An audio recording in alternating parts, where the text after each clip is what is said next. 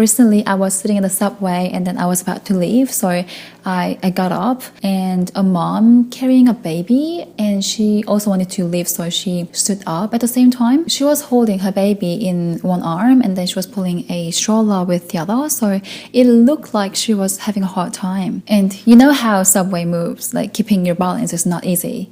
Maybe some of you guys think it's easy, but for me, it's not easy. I need to hold something all the time. Anywho, so yeah, she was trying really hard to steady herself. Then as the subway stopped, she suddenly stumbled. She was holding her baby in a weird way, I would say, that made her posture look a bit unusual, like horizontally. Because like mostly when moms hold baby, their heads go here in like more like stable way. But I think maybe like baby was moving or something. So the baby was like, okay, head was like a bit far from her body. Anyway, she was a bit struggling. At that moment, the baby's head almost hit one of the poles in the subway. It was really close. So I instinctively reached out my hand like this to protect the baby's head.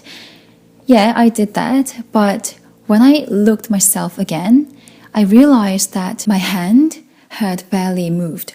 Like I was just like doing this. It wasn't even close to reaching the baby. Yeah, like my hand was just like here. In that moment on the subway, when I don't know, like instinctively tried something to protect the baby, I started thinking, when we feel something, do we act on it right away or do we hesitate?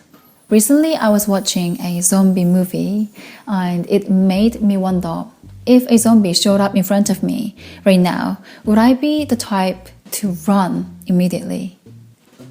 Probably not. I would probably stop and maybe like Google some things online first and then ask the person next to me and then like, what do you guys think about running away because of that? Like, do you guys agree? Yeah? I'm exaggerating, but you get the point. I don't think I'm gonna be a person in the movie trailer screaming, run! You know, like always the person in the movie always recognize things first, like with the gut feeling like, okay, we should run right now. Yeah. I mean, if I had to survive, I'd run, right? Because I'm really good at walking silence, like without sound. Because even at work, people used to say that I move around without sound. And I think zombies cannot see things properly. They need to hear to chase. So anyway, that's not the point. I think I've changed. I used to be someone who would react immediately, like, what the fuck is real? If I got scared, I'd scream. If I felt sad, I'd cry. But now it feels like I need to check with myself first to make sure what I'm feeling is okay. Before expressing what I feel, I hesitate and think like, but what if they think I'm overreacting? Or what if I hurt their feelings? I know this might make me seem less cool, but I'm just being honest. The situation that I had with the baby in the subway might not be the best example to generalize because that was not my baby after all. Honestly, like part of me thought that I was overreacting. Top of that, I was not in the position that I can like fully protect the baby anyway. I'm a sensitive and emotional person and I overfeel even the smallest things. Whether it's happiness or sadness, it's like loading it up in a truck and carrying all the emotions with me. I've spent so much time naming and sorting all these emotions that I barely had time for anything else. I've given up on trying to be an easygoing person and I've started to see this sensitivity as a strength. And honestly, it's something that I really value about myself now. But because I'm tuned into my emotions, I end up being overly aware of others too. That's probably why I tone down my feelings sometimes, because I don't want to seem too much, and I know not everyone understands my feelings or my sensitivity. But that day, I somehow imagined myself being chased by so many zombies, and I thought I would need to figure out a way to survive. Feelings are hard to define, and the real what the fuck moments, I think they are very real.